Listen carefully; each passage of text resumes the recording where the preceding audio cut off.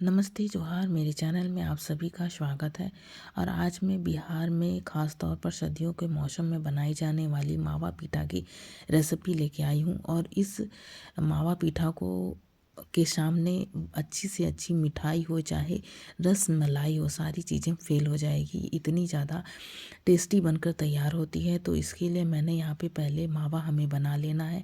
इस मावा को बनाने के लिए मैंने यहाँ दूध को बॉईल होने के लिए रख दिया है। तो इधर दूध हमारी बॉईल हो रही है और दूसरी कढ़ाई में मैंने पानी बॉईल होने के लिए रख दिया था।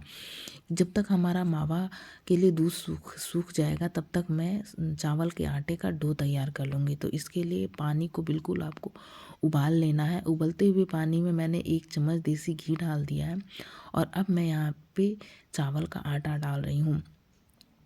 और चावल का आटा डालने के बाद ये बिल्कुल फ्लेम को हाई करके और बिल्कुल तेज़ फ्लेम में आटा डालकर फिर आपको इसको ढक्कन लगा देना है। आपको इस टाइम पे इसे नहीं चलाना है।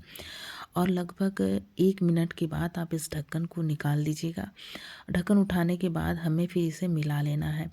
और फिर इस तरीके से जब ढक्कन उठाने के बाद आप मिलाइएगा तो ये जो पानी है बस चंद मिनटों में ही ये सारा का सारा पानी जो चावल का आटा है वो एब्जॉर्ब कर लेगा। और ये काफ़ी अच्छा और नर्म डो हमारा बनकर तैयार होगा। और ये इस तरीके से बनाने पे जो होता है आटा हमारा अच्छे तरीके से पक कर तैयार हो जाता है। इसलिए इस प्रोसेस को करना काफ़ी ज़्यादा ज़रूरी होता है। इस प्रोसेस से को करने के बाद आप किसी भी तरह का पीठा बनाते हैं तो अगर चावल के आटे का डो इस तरह तैयार करेंगे तो आपका जो पीठा है कच्चा नहीं रहेगा और वो दांत में भी नहीं चिपकेगी।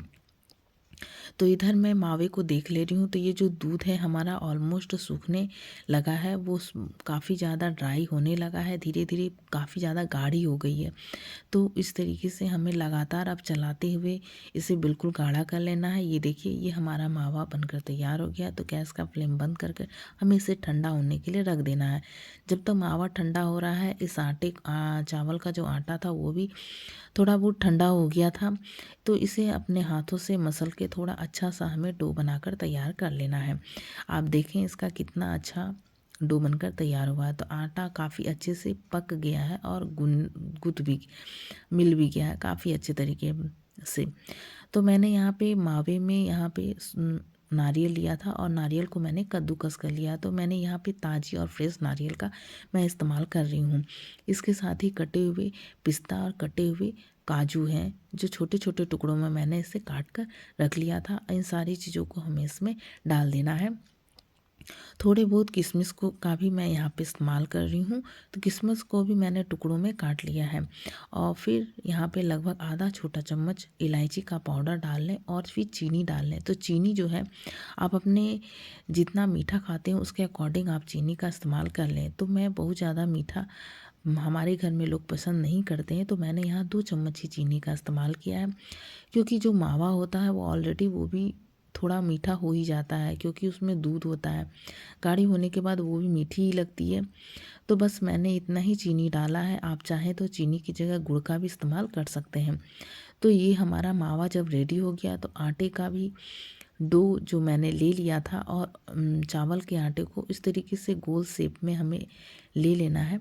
और हाथों की सहायता से आप इसे थोड़ा सा प्रेस करते हुए इसे आप इस तरीके से बना लीजिएगा। और ध्यान रखिएगा कि ये बहुत ज़्यादा पतला आप नहीं कीजिएगा इसे बनाते समय, नहीं तो जो जब आप इसमें मावा फिल करेंगे तो फिर ये बाहर से फट कर निकल सकते हैं। तो इस चीज़ का आपको ध्यान रखना है कि बहुत ज़्यादा आपको पतला लेयर नहीं रखना है इस चीज़ का। तो फिर आटे को इस तरीके से पैक कर लेना है बिल्कुल। और धीरे धीरे अच्छे से चारों तरफ घुमाते हुए आराम से इसे पैक कर लें।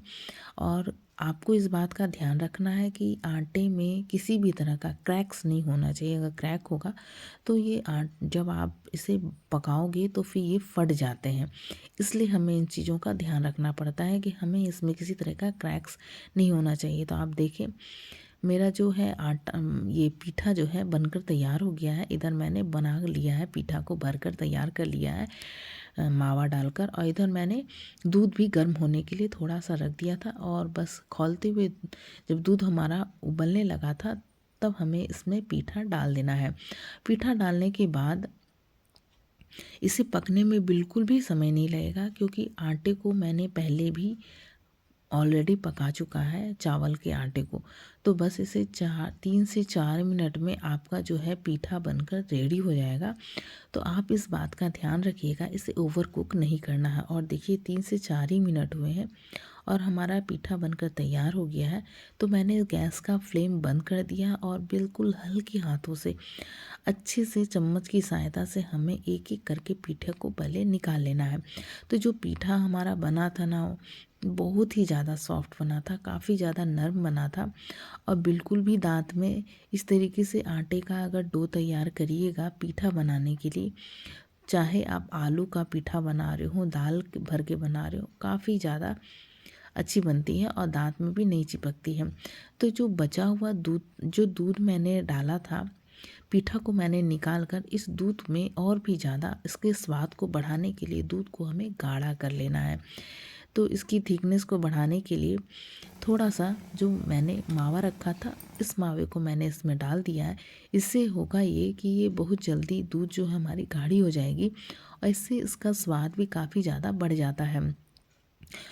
और फिर हमें बस 2 से 3 मिनट आप इसे मिला लें तो आप देखें 2 से 3 मिनट में ही दूध हमारी काफ़ी ज़्यादा गाढ़ी हो चुकी है और ये ठंडी होने के बाद तो और भी ज़्यादा गाढ़ी हो जाएगी। तो अब हमें इसमें गैस का फ्लेम बंद कर देना है। तो आप चाहें तो इस जगह पे गुड़ या चीनी का यहाँ पे इस्तेमाल कर सकते हैं, बट हमारे खाने के लिए पर्याप्त था तो मैंने यहाँ पे गुड़ और चीनी और मात्रा में नहीं डाला है। और फिर अब मैं इसे सर्व कर ले रही हूँ। तो इस तरीके से पीठे के ऊपर आप इसे रख लें, सर्व कर लें और फिर थोड़ी सी पिस्ता से मैंने इसे डेकोरेट कर दिया है। आप चाहे तो आप इसे बिना दूध के भी आप इसे खा सकते हैं, वो ऐसी भी काफ़ी ज़्यादा लाजवाब लगती है खाने में। तो मेरी रेसिपी कैसी लगी मुझे कमेंट करके ज़रूर बताइएगा और वीडियो अच्छी लगे तो चैनल को लाइक शेयर सब्सक्राइब कीजिएगा। और फर्स्ट टाइम अगर मेरे चैनल पर विज़िट कर रहे हैं तो चैनल को सब्सक्राइब ज़रूर कीजिएगा।